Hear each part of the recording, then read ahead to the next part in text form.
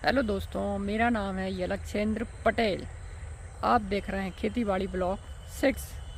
दोस्तों, इस चैनल के माध्यम से हम आपको खेती बाड़ी संबंधित सारी जानकारियाँ देते रहते हैं। तो दोस्तों, हमारी वीडियो को लाइक करें, हमारे चैनल को सब्सक्राइब कीजिए और हमें अधिक से अधिक लोगों तक शेयर कीजिए। दोस्तों आज हम बात करेंगे लहसुन के बारे में कि लहसुन किसान लोग लगाते हैं अपने खेतों में।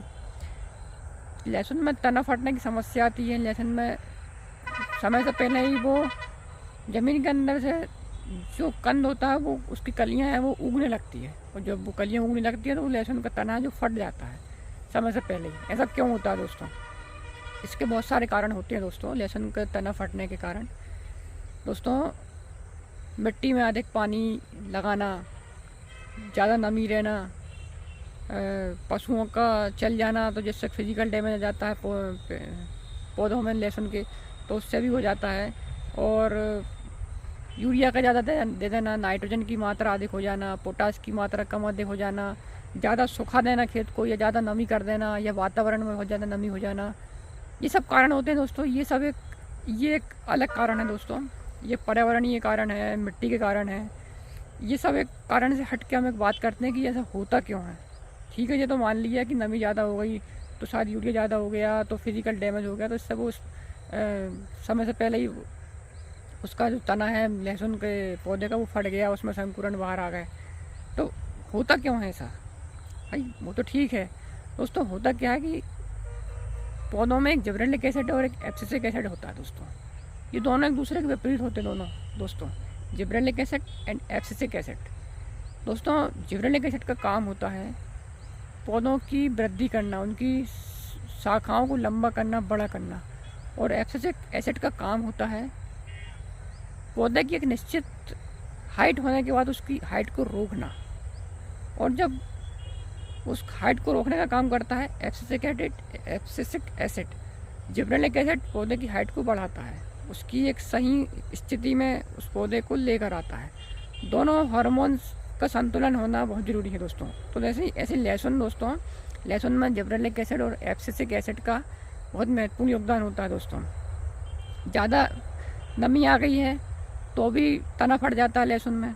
ज़्यादा मिट्टी में नमी है तो तना फट रहा है, उसमें से जो कलियां हैं वो अंकुरण छोड़ रही है। ज़्यादा यूरिया डाल दिया तो भी वो तना फट रहा है, उसमें से कलियां अंकुरण छोड़ रही है। फिज़िकल डैमेज हो गया, पशु उसमें से निकल गया तो पौधे पर डैमेज आया फिज़िकली, तो उसमें से अंकुरण हो गया। पानी ज़्यादा भरा होने से उसमें ज़्यादा न्यूट्रिशन पहुँच गया तो भी वो अंकुरण छोड़ दिया लहसुन के पौधों ने, और वो तना उसका मोटा हो गया और फट गया। ये सब कारण भी होते हैं दोस्तों, पर ये पूरा सत्य नहीं है। उसका पूरा सत्य ये है दोस्तों, जिब्रेलिक एसिड और एब्सिसिक एसिड की मात्रा का संतुलन होना हमारे लहसुन में बहुत ज़रूरी होता है दोस्तों।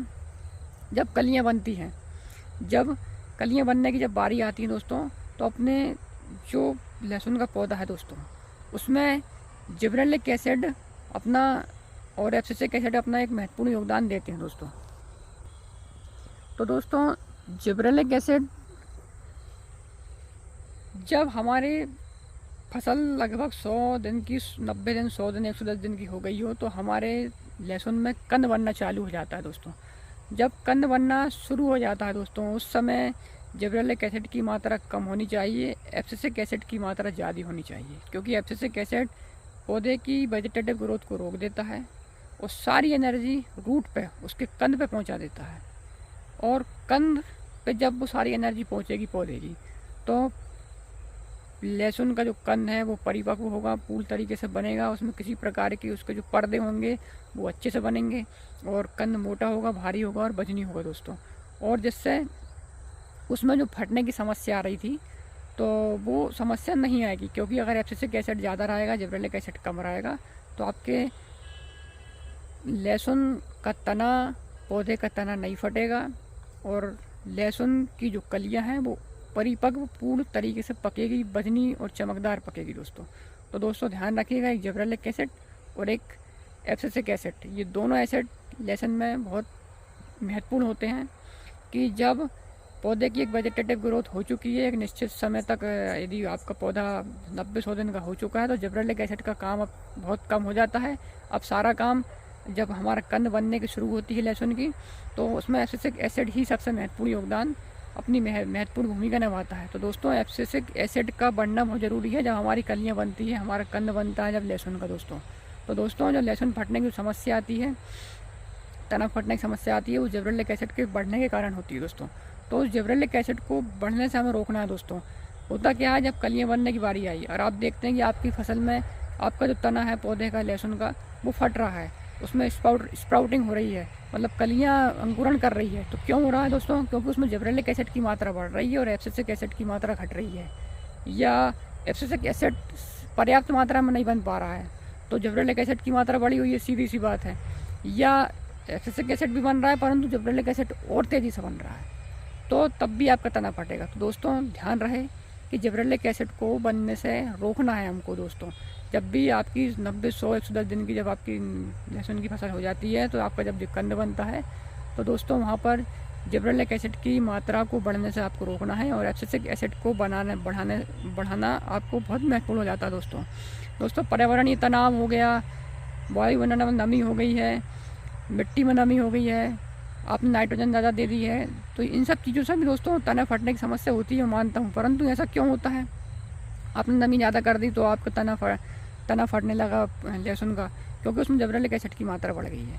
क्योंकि नाइट्रोजन जो होती है वो वेजिटेटिव ग्रोथ को बढ़ाती है, यानी कि जिब्रेलिक एसिड काम करता है। जब वेजिटेटिव ग्रोथ कब बढ़ती है? जब जिब्रेलिक एसिड का बढ़ना पौधों में ज़्यादा होता है। तो पोटास आपने दे दिया ज़्यादा या कम दे दिया तो भी जिब्रेलिक एसिड की मात्रा ज़्यादा रहती है। और आपने ज़्यादा नमी रखी है दोस्तों तो भी जिब्रेलिक एसिड की मात्रा ज़्यादा हो जाती है पौधों में, क्योंकि हरापन लाता है, उस शाखाओं को बड़ा करता है। तो दोस्तों होता क्या, उससे एब्सिसिक एसिड की मात्रा कम हो जाती है। तो एब्सिसिक एसिड ही होता है दोस्तों जो आपकी जो कंद है, जो लहसुन की जो कलियां बन रही है कंद में दोस्तों, वो सही पकेंगी, सही बनेंगी, उनका जो पर्दा है वो बहुत अच्छे से बनेगा, और जिससे उसमें जो हानिकारक, जो अनावश्यक जो जल नमी जो जा रही है वो उससे बचा के रखेगा। कौन? एब्सिसिक एसिड दोस्तों, आपके कंद को परिपक्व बना के रखेगा दोस्तों। तो दोस्तों एब्सिसिक एसिड की मात्रा को बढ़ाइए, जिब्रेलिक एसिड की मात्रा को कम कीजिए, आपकी जो तने फटने की समस्या, लहसुन में कली फटने की समस्या दूर हो जाएगी दोस्तों। तो दोस्तों इसके लिए आपको क्या करना पड़ेगा? आप दोस्तों कुछ पीजीआर आते हैं, जैसे कि सिंजेंटा का कल्टार, घरना का चमत्कार, DSF कंपनी का लिहोसिन और एकता बोली करके आती है दोस्तों।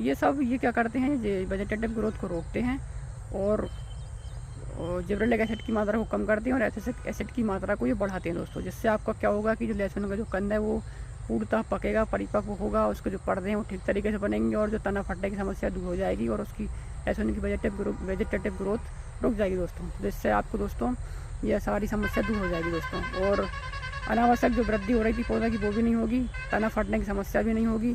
और जो सारी जो इन पीजीआर को आप डालेंगे, जैसे कि ताबोली हुआ, कल्टार हो गया, DSF की लियोसिन हो गई, घरना की चमत्कार हो गई, जब आप इनका स्प्रे करेंगे आपकी लहसुन की फसल में, तो दोस्तों ये जिब्रेलिक एसिड की मात्रा को घटा देगा और एब्सिसिक एसिड की मात्रा को बढ़ा देगा। और एब्सिसिक एसिड ही होता है जो आपके कंद को परिपक्व, वजनदार और चमकदार और पूरा स्वस्थ बनाएगा दोस्तों। तो दोस्तों जिब्रेलिक एसिड की मात्रा को घटाइए और एब्सिसिक एसिड की मात्रा को बढ़ाइए। तो ये जो मैंने 4 कंपनियों के जो 4 ये प्रोडक्ट बताए हैं, आप इनका स्प्रे कीजिए और आपकी फसल को बचाइए तने को फटने से, और प्रीमेचर अंकुरण से आप अपनी जो कलियां जो हो रही हैं, जो उग रही हैं, वो नहीं उगेंगी दोस्तों। तो दोस्तों इसका स्प्रे कीजिए और आप अधिक से अधिक लाभ देखने को आपको मिलेगा। और साथ में दोस्तों आप इसमें बोरोन का भी स्प्रे कीजिए।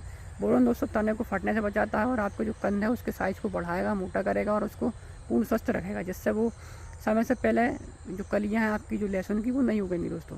तो दोस्तों ये था आज की इस वीडियो में दोस्तों आशा करता हूँ आपको मेरी वीडियो पसंद आई है। मेरी वीडियो पसंद आई है तो मेरी वीडियो को लाइक कीजिए, मेरे चैनल को सब्सक्राइब कीजिए। धन्यवाद दोस्तों। जय हिंद, जय जवान, जय किसान।